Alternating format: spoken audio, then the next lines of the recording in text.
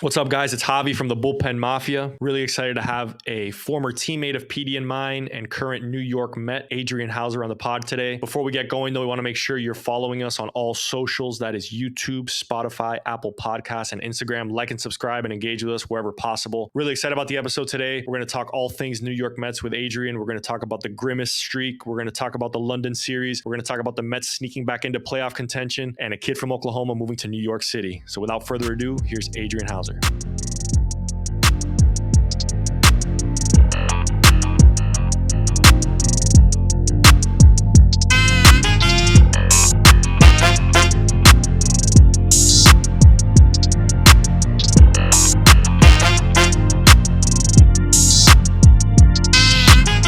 Welcome back to the Bullpen Mafia. We got a very special guest today, Adrian Houser, right-handed pitcher for the New York Mets. Good friend of Petey and mine. Petey, I know you got a whole lot to say. You really wanted this intro, Petey, so have at it, buddy. I mean, I've been waiting for this interview for a long time, man. I've been waiting for this interview since 2016 when we shared a locker room with my guy over here. But Adrian Houser, man, awesome dude, a true glue guy, I think, like ourselves. But, the thing about Houser is he also shoves. The glue guys sometimes get – Go ahead, Javi. What do you want to say? He's got 95-mile-an-hour power sinkers, That's what bro. I mean, dude. Right. He ain't a glue guy, buddy. All right. Javi, will you fucking let me do my intro, dude? That was all about my intro, okay? A lot of people get confused when you say glue guy. They don't think glue guys can go out there and be good. They think you're just an average run-of-the-mill guy. This guy, Houser, is one of the best teammates and locker room guys in the business. And then he goes out and he shoves it up people's asses when he goes out on the mound, too. So that's what I was trying to say, Javi, if that's okay to kind of clear the air with. There you go. Okay? So Adrian Houser, been trying for a long time, and we finally got you. We got you on an off day. You're in Chicago. You're living the dream, buddy. Thank you for coming on. Absolutely, man. I'm glad to be here. Thanks for having me on, guys. Absolutely, Javi. Now that you kind of let's talk about that's a show hoodie that he has. It's crew neck he's got on. unbelievable. Look at that, dude. I mean, Bro, come on. I thought it was. I said it. I thought it was Travis Kelce when he first came on. Dude. Come on. How's you're a big Chiefs fan, right? You're born in Oklahoma. Yeah. You're a huge Chiefs fan, right? Yeah, I live about 4.5 hours away from KC. So these last few years have brought joy to the Kansas City fans. Good for you, buddy. Good for you. Little boomer sooner. About time those assholes in Foxborough got done having a stranglehold on the AFC, right? Get the hell out of here, dude. We're so done with Petey, bro. Yeah. The same assholes up in Boston. Come on, now, yeah. I mean, we just sold out Gillette Stadium for Tom Brady's Hall of Fame induction over there. You know what I mean? Like, let's see this here, buddy. Yeah, we'll be fine. You ever heard of Drake May, buddy? Yeah. You ever heard of Mac Jones, buddy? All right, so let's get back to the real reason why we're here, right? Our guest of honor here tonight. A little bit about Houser, just a quick background for the folks that didn't know. Second rounder to the Astros out of Lucas Grove High School, 2011. Houser, I was also I wasn't drafted in 2011. I think I went 49 rounds after you. I went the 51st round that year. Houser was still tuned into the draft. Actually, he was waiting for Petey to get calls. I wonder if they're going to take any Peterson guy. I wonder if they're going to take any Massachusetts college kids. Yeah. Oh, that kid from Rhode Island, dude. He's the guy. That kid from URI. I heard he's 25 this year. Send him to rookie ball. So, House, you commit to OU, right? Like that's where you plan on going. You get taken in the second round that year in 11. Just run us through what that's like. Obviously, you decide to go pro right away. You decide to leave the college route in the past, and what was that decision like? Yeah, it was a big decision, man. It was either you go to school for another 3-4 years and see how that plays out, or go live out the dream of being a professional baseball player. And it basically summed it up to I don't want to do any more school, and so it was like let's go play baseball for a living and see how that works out. I love that. I mean, was it tough? Like, was it? I just like the crazy thing to me, right? Is I saw on here you signed 3 days after the draft. Like, I feel like high school kids now, especially that early on in the draft, right, between the negotiations and the money that you want and the I'm going to go to school if I don't get this and that. I mean, you signed 3 days after the draft. Does that just mean you got your number up front right away, or was it you had your mindset on, hey man, I'm going pro and that's what I'm going to do? Yeah, when that process was going on, there was a lot of things happening, everything moving pretty fast. But we thought we were in a good spot at that point to just be like, yeah, let's go and, get started. That's awesome. And spend as much time as I could developing and trying to get to the big leagues. Yeah, I feel like that's exactly who you are too, man. Like there's no bullshit, right? It's hey man, I want to get to work. I want to get out there. I want to know what this is like. I'm not gonna open one more book. I ain't gonna write one more goddamn note. Just give me a baseball and let me do my thing, right? Exactly. That's the way it is. Just let's go do it. Let's go right now. I love it, man. I love it. So House, you get drafted by the Astros, but I think, the big moment in your career, you get traded to the Brewers, man. You're part of a massive trade, the Carlos Gomez trade. And this trade that spanned days, hours, the Mets thought they were involved. That deal falls apart. Wilmer Flores crying on the field. So you end up being part of that deal, kind of catapulted your career, right? Because you get traded in 2015, right at the deadline. That year, you make your big league debut. What was that like, man? Just walk us through, first of all, the trade. Second of all, how was that call like? Your family, and then ultimately your big league debut in 2015. Yeah, that was wild, dude. Completely unexpected. Started the year in high A, got moved up about almost 2 months in, go to Double A, and wasn't off to a great start at all in Double A. Been scuffling, and then finally was able to put a good outing together. And it was 2 days after that outing, we just made a 7-8 hour bus ride overnight to Midland, Texas, get in 6 o'clock in the morning, late day to the field. I'm last one on the field after throwing a bullpen, and I come in, don't have 2 seconds to take my shoes off, and they're like, hey, Houser, Hader, Phillips, need you in the office. We're like, no clue what's going on. And they're like, they called you guys all in together? Yeah, we were all on the team together there in Corpus. Yeah. And so we were in the clubhouse, right? It was hour and a half probably before game time. And they're just like, hey, we just traded you guys to the Brewers. And we was just like, what? And so it was just 360, 180, turn it all around, everything just got flipped upside down, not knowing what I'm going to be doing. So I just had to call around, talk to the GM with the Astros, and then getting the calls from the Brewers GM and meeting all these new people, trying to figure out everything. Have to fly back and get the truck in Corpus and drive all the way to Biloxi. And so it was a hectic few days there. So if my brain remembers this correctly, you guys may have taken it different ways. Was Brett Phillips not too happy that trade went down? No, he wasn't. He was wanting to stay there. He was liking the spot there with the Astros. Thought he was in a good fit, a good group of guys there. It's always tough, especially that's being the first team that you've ever been with playing professional. I kind of had that feeling the same way. Kind of it sucks to be leaving. It's something that you've been doing since you've been drafted, but ultimately, and for me, I was like, yeah, I think this is good. Refresh button and time to change things up a little bit. Does it help that all three you guys got to go straight to Biloxi together and sort of it's not like one of you guys going to high A, one of you guys going to triple A, you guys all went to Biloxi together there, right? And kind of just almost picked up where you left off? Yeah, I think that was actually a big part of it.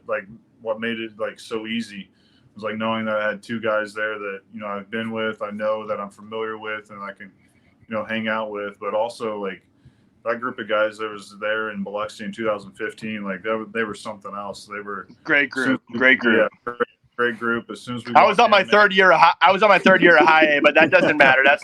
We don't need to talk about that. Brevard County, right? Yes. How do you the tease, baby? Hey, relax, bro. You ain't never been there. Don't talk about it like that. Houser. So it's crazy. I think people don't really realize when you're, part of a trade like that. You got traded for a big leaguer, and Carlos Gomez, obviously at that time, was, premier center fielder, gets traded to the Astros. The Astros were trying to make a playoff push. You get traded to the Brewers, who are sort of on the other side of the coin, where they're absorbing as many prospects as you possibly can. Right? You guys were big time prospects when you came into the system. You get thrust into Biloxi, make your debut in 15. What was that like? I mean, because you mentioned you had started the year struggling. All of a sudden you end the year in 2015, a new organization in the big leagues. What's that like? Yeah. So like I said, hit a refresh button. Once I got traded over there to the Brewers and got into Biloxi and kind of got settled in. Like I said, the guys were great. So it made it just feel comfortable and everything. And I hit the ground running once I got there, man. It just went off to a really great start. I think I strung together, my last like 7-8 starts, whatever it was, really good.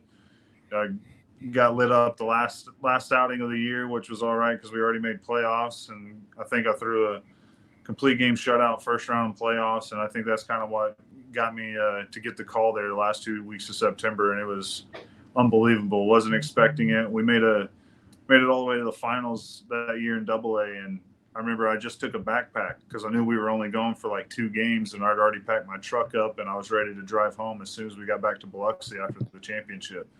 And, we're sitting there after losing the final game, and like 6 of us get called up, and I remember that. They called my name, and I was like, what? There's no way. Like, completely unexpected. And it's kind of funny that I'm sitting here in Chicago because this is actually the first city that I came to. We met the team here in Chicago. That's sick. And I'm in freaking jeans and like a long sleeve t-shirt. Oof. No drip. Nothing, dude. Nothing. Yeah. And so literally like get here the first day, go to the field, it's all right. Like literally next morning, wake up and I'm like hitting Michigan Ave, going to see whatever I can find, going to Nordstrom Rack, buying all like new clothes, new jeans, like 7 shirts, make sure like I'm good to go. Houser had another comma in his bank account when he got up to the It's like, oh, we good. Bro, he was still using that $25 per diem he got back in Biloxi. He's like, hey, you guys have any polo shirts for like under 20 or? Yeah, I went to Nordstrom Rack, dude. You got to go to the rack. Yeah, that is true. Yeah. He's over at Prada and Gucci asking him if there's a sale rack. So how's you on clearance? So dude, you end up, you make your debut in 15, then you have a couple years where, this is probably the hard part of the minor league journey, right? You make it up and then you spend the next 2 years trying to find your way back. You bowed through some injuries, finally find your way back into the Brewers Oregon, sort of the summer of 2018, right? And you don't look back. That's your home for the next, 5+ years. Really solid years, Houser. I mean, obviously people don't really realize, man, what it takes to stay in the big leagues, and you're a starter. You're one of the 5 guys taking the ball every single day for the organization. I mean, provide a ton of stability in that rotation. What were those years with the Brewers like, man? Because you guys had some unbelievable playoff runs. It felt like every year the Brewers kind of came on in August and September, and then they make those runs into October, and it was so fun to watch. And take us into those locker rooms. What's it like to be a part of some of those playoff runs? And again, teams that didn't necessarily wow you with a ton of firepower and star power, but just so solid and seemed like just a really, really good group of dudes. Yeah, no, I think that you summed it up right there at the end. Just a really good group of dudes, like every single year. They would always go out, be right there in the playoff race and go out and get, some extra pieces. One that sticks out, or a couple that stick out to my mind, is like Gio Gonzalez and Mike Moustakas. Like those 2 guys are huge players, and just like all around great guys. Loved them in the locker room. They were great to have in the locker room. They're there every day, ready to go. Just great guys to have to keep the team connected. We had breakfast groups going out to get breakfast in the morning. We were just really connected, and the coaching staff just knew how to be able to take everybody and make them better in their own ways instead of trying to make everybody the same. And I think everybody just went out there and, we got to go to work today and, go prove it to everybody. And just everybody was just grinding. It was a lot of fun, man. That's awesome. Houser, you're a starting pitcher, dude. You got a couple pumps in the show, man. I think, what do you got? You have 2, right? 2 homers, 2 dingers. 2. Dude, not a big deal, huh? You don't get to hit anyone, dude. I will say in AA, Adrian Houser. So we had Woody and Houser, which might have been the 2 best hitting pitchers in the Southern League at the time, bro. And they were in the McGuire and Sosa back in the day. You had Wei Chung Wong. Remember, Wong was hitting like Ichiro style, dude. I mean, I was by far and away the weakest link. I think Jorge Ortega might have been a little bit worse. Hader wasn't trying to swing, but dude, Houser, you guys aren't hitting anymore, dude. So like, come on, you got to miss it. First of all, tell us who the 2 homers are off of. Have you ever had a conversation? Do you have those baseballs? And have you talked to the guys that you hit it off of? I've got the first baseball. I didn't get the second baseball. I think it might. I may have. It may be in my house. I can't remember. I know for sure I have the first one. It's in like a nice like plastic glass box. That's sick. That is sick. Yeah. So they're actually both off the same guy. Oof. 10 days apart. What? Yeah. Oh, dude. Wait, who was it again? Daniel Castano for the Marlins. Daniel Castano, former Marlin. You got him when he was on the Marlins. So I hit the home run in Milwaukee the first time. So the first one was in Milwaukee. It was my first at bat, like right center, home run there. And then did you know you caught it? You knew you got it? I knew I hit it hard and knew like I hit it good. Come on. Come on. Yeah. It sounded good. Yeah, I'll give myself that. Yeah. You know, so dude, you went Oppo. You went Oppo in Miller Park? Yeah, he's got juice, bro. Look at him. Dude, sorry about it. How about the second one? And then the second one, it was 10 days later in Miami. Wow, dude. Facing Castano again. I'll give it to him. He struck me out the first time, like 3 straight. Dude, sliders. no one cares. Nobody is worried. Hey, imagine Castano. They're like, hey, get Castano going. Houser's up third. Imagine. They bring him in and he goes deep again, bro. Oh my God, that is awesome. Yeah, were they both fastballs, House? Yeah, the first one was first pitch fastball. Then the next one, he missed with like a slider or changeup to go like ball one, and then he shook. I guess they wanted to throw like another off-speed pitch, and he shook to another fastball, and then I hit the other fastball. Right? Yeah, you knew what the shake meant. Yeah, yeah, dude. I was like, oh, that's a fastball. Yeah, when you're a pitcher and they start shaking and like throwing you off speed, dude, that is so much respect. Like that's got to pump your tires so much. I don't care what happens the rest of my life. If I'm a pitcher going up to hit and this guy's shaking, I won the at bat, dude. Can you imagine Houser in in the box, bro? 100%, bro. The guy's stepping off. He's calling the catcher out like, hey, you remember what this guy did to me 10 days ago? We're not doing that again. so House, you have obviously you pitch better part of 5 years in the Brewers org, man. You have a ton of success.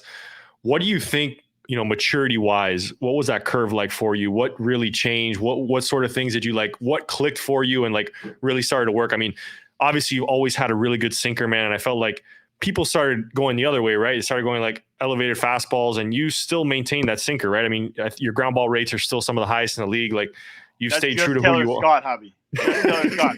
Those 4 teams up. He thinks that's the ticket. I mean, I guess he's shoving, so whatever. We can't really talk shit about him, but. So how's you're still similar repertoire, right? You're still throwing a lot of fastballs down in the zone, sinkers, getting a ton of ground balls. Yeah, a lot of still using the sinker as the main weapon, but I think like you said, the maturity thing is like the biggest thing is like learning like a routine that fits me, like how I need to get my body ready every day. Like it's going to change year to year. You guys know, like you don't feel the same day to day, so you're not going to feel the same year to year. So it's kind of the revolving door of figuring out what works best to get ready for that day and that year.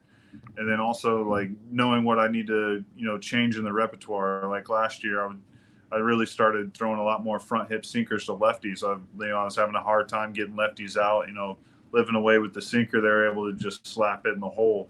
So I had to make the adjustment, kind of go, switch it up a little bit on the game plan. And, I think that's like the main part is just being able to adjust. You got to adapt to survive, because if not, you're going to be gone. You're going to be gone real quick. So I think just, obviously, like I'm an old school baseball guy, like feeling that way. Like I learn a lot by just watching the game and like reading guys and reading their swings. And that kind of tells me like, that's a breath of fresh air. Jesus Christ. Thank you. Dude, that is music to Petey's ear, God. Dude. Watch the game, guys. We'll get into that a little bit later. But go ahead. No, we're not. We're not. We're not getting into that. All right, fine. I might touch on it. Yeah.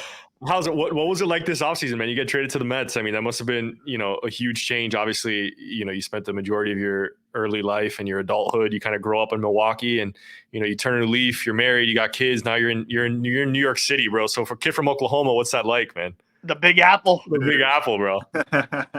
It's definitely different, man. It's a different speed. It's a different way of life. Like it's crazy, and like surprised the heck out of me during the off season. Like wasn't expecting it at all. Was expecting to finish, my last year under team control and with Milwaukee, finish it out and, then hit free agency and see what happens. But, New York's been fun. The energy's high. It's definitely a bigger stage, a lot brighter lights. So, the atmosphere is a little bit bigger, but, it's still the same game between the lines, having fun like that. But speed, especially for a kid from Oklahoma, who's used to small stop signs and stoplights. Not Buddy, all the subways and all the buses. You try and cross the street when the crosswalk ain't your time. You're done, dude. Oh yeah. You riding the subways, Houser? 5 miles in 5 minutes, not 5 miles in 30 minutes. Literally 30, at least 30. Yeah. You got the subways down pat or no? No, I haven't. I took the subway last year when I was still with the Brewers. We got like blocked in on the way to the game. Like we were on the bus. Ended up at Yankee Stadium. That could have happened, but luckily we had somebody smart with us and got us to the field on time. But I haven't taken the subway much or anything. I have my truck up in New York, so I basically just drive it to the field and drive it back to the apartment, and that's it. Nice.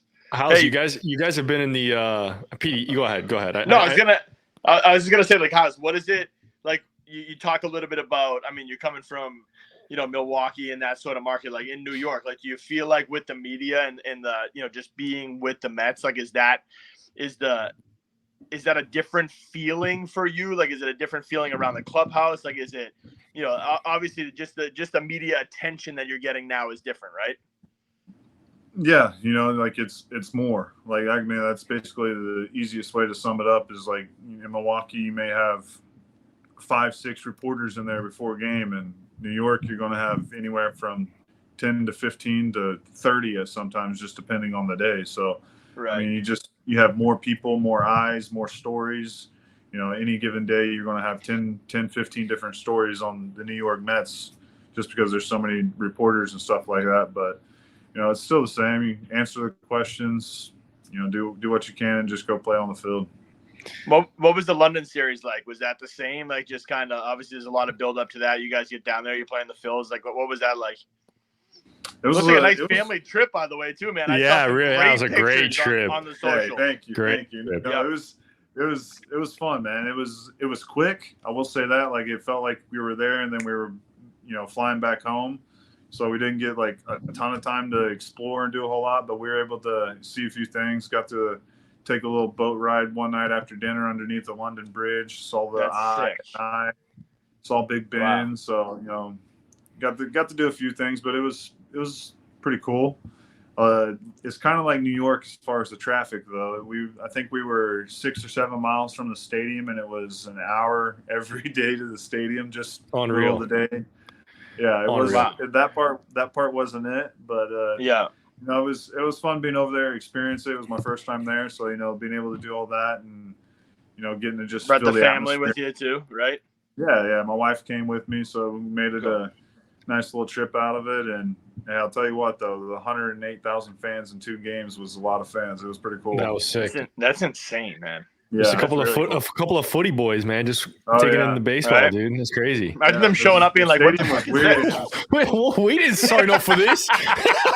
Where's the football guy? What the hell? Yeah. It's like Scott showing up to the United States for the first time, bro, and they start throwing the baseball around. Look at this guy, Houser. We thought London was going to be the current event for the Mets, bro. But dude, what the heck is going on with Grimace, man? Like, are you guys in tune with that, or is that just say like a social media thing? And like, we have an intern here, Marco, who's right across from me. He's not on camera, but he had to show me what Petey was talking about the Grimace milkshake. I had no idea. So like, this is all. I mean, I saw Grimace throughout the first pitch. You guys win 7 in a row. So dude, what is going on with Grimace and the Mets? I'll tell you this. All I know is he Grimace threw out the first pitch. And then, we started winning games, but I wasn't paying that much attention to the whole Grimace thing until we won like 3 or 4 in a row. And then somebody was like, "Oh yeah, check this out." Like, everybody's talking about the Grimace Mets, and ever since Grimace, and then you just start seeing it on MLB Network. Oh, the Mets are 5-0 since Grimace threw out the first pitch. They're like, wow, what in the world? And so we're trying to get shirts made and all kinds of stuff. It's more social media stuff, but it was pretty fun. Sick. Dude, I really didn't know much about Grimace, didn't know anything about Grimace. Saw the first pitch, then saw you guys won. Green.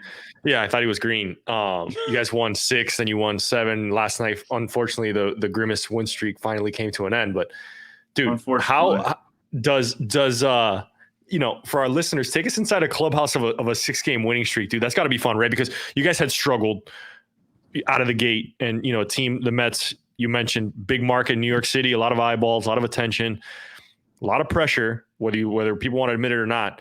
You guys win 7 in a row. Now you're back. It's sort of you're back in striking distance. The halfway point of the season hasn't quite hit yet. You got plenty of time. So there's a little truth to this.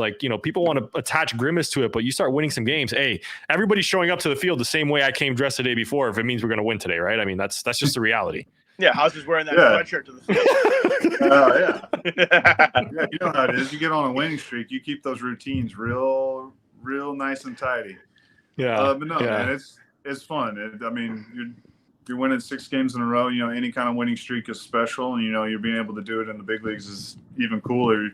But yeah, coming in the clubhouse every day, the vibes are good, vibes are high. Especially with how much of a roller coaster season it's been for us. So everything's good in the clubhouse. Everybody's having fun, showing up every day, ready to work, ready to play, and we're having a good time right now. We know we have a great team. We know what we got in the clubhouse, and we're just trying to show up every day and do our best and put in the work. How's our boy Tyrone Taylor doing, dude? Oh, you know how he is. He's the best, man. Tyrone Taylor's the best. We need to get him on here too. We're gonna get he needs to be a friend of the program as well. Tell him we're good guys. You know what I mean? Tell him the bullpen mafia. I'll tell him about it. Like, hey, I know you're an outfielder, Tyrone, but the bullpen mafia will treat you nice. Hey, and do me a favor too, Houser. Like when we send this over to you, when we get the socials going, will you just add yourself as a goddamn collaborator, dude? I got producer Toad. Hold on. Petey, let's back up here, dude. Yeah, Petey just started using Gmail. Okay, so him using these collaborator posts and all these things, it's rich, dude. It's really rich coming from Petey. Bro, every time we throw these out here, right? Like we're trying to grow this thing, we're trying to get it going. We just ask, hey man, can you just add yourself as a collaborator? We got Coop, bro. Coop probably saw that and just chucked his phone in the other room. Taylor Scott hasn't responded yet. People just don't. How's it? My one ask, bro. And obviously we thank you so much for coming on here. But if you can just add yourself as a collaborator, bro, let's get the people of New York out here loving this. You know? I'll show you some love. I can promise. Thank you so much. I appreciate that. That's because you're a true glue guy. Even though Javi said you're too good to be a glue guy. Dude, come on. You are a true glue guy. Come on. How's you've been in transitioning a little bit this year. You started the year, as a starter, you're pitching out of the bullpen now. How's that been like, the transition for you? I mean, is it been a whole lot different for you? Has it been something that you're kind of used to? I know you in your career, you've been in several different roles, and I think you've probably prided yourself on versatility, but obviously you've had to transition this particular year. How's that been like, especially pitching in New York, man? People don't want to realize these are all big games, dude. Like you guys are in the NL East is stacked, right? The Braves, the Phillies, all these games are. Toad's looking at me. Our producer's looking at us because Toad is going through a transition. He's exiting his Marlins fandom. Yeah, he's trying to pick a team. Yeah. I don't think he's going to pick the Mets just because out of principle, but he looked at me when I said the NL East is tough. The NL East is tough. It's a juggernaut. So how's that been like transitioning from a starter to the bullpen?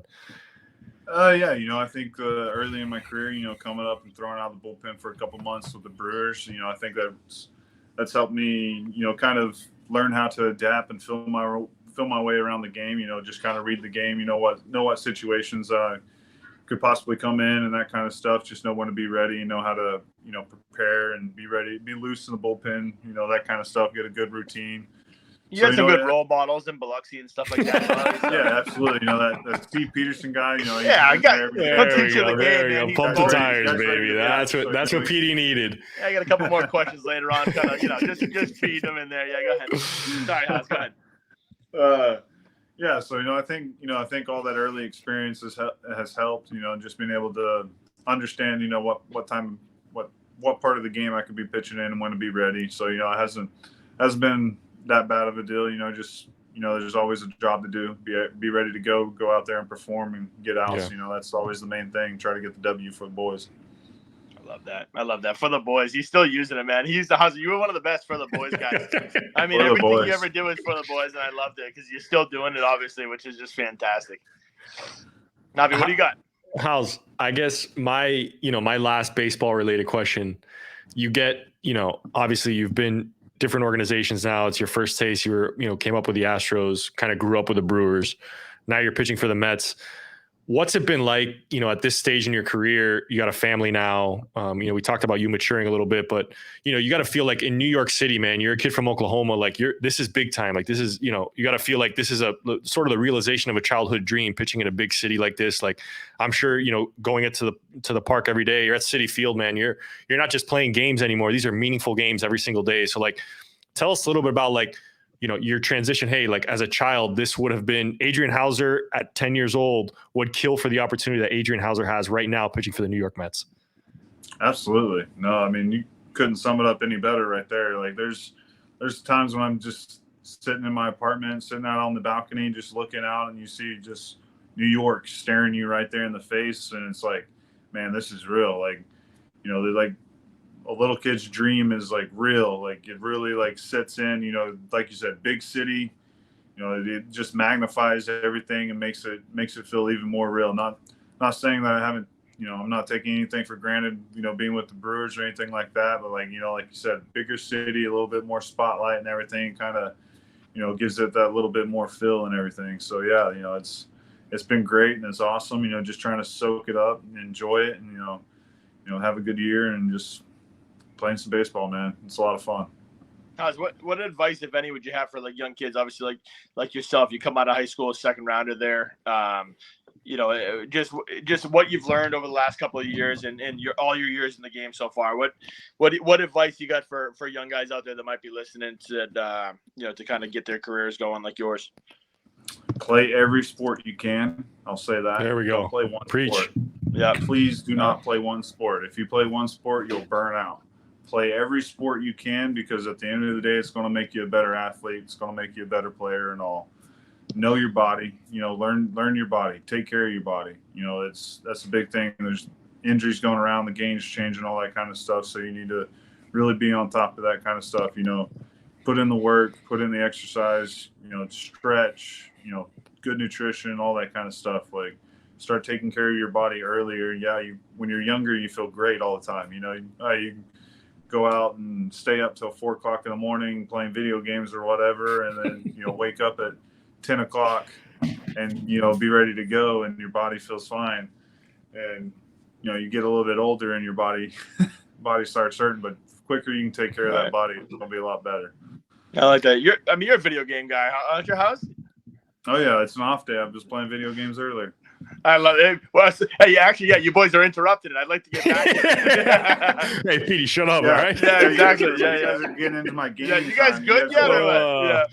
Yeah. House, what's the pizza like in New York, man? You get any spots right around where you're living that go-tos that you're like, man, this is some solid pie right here?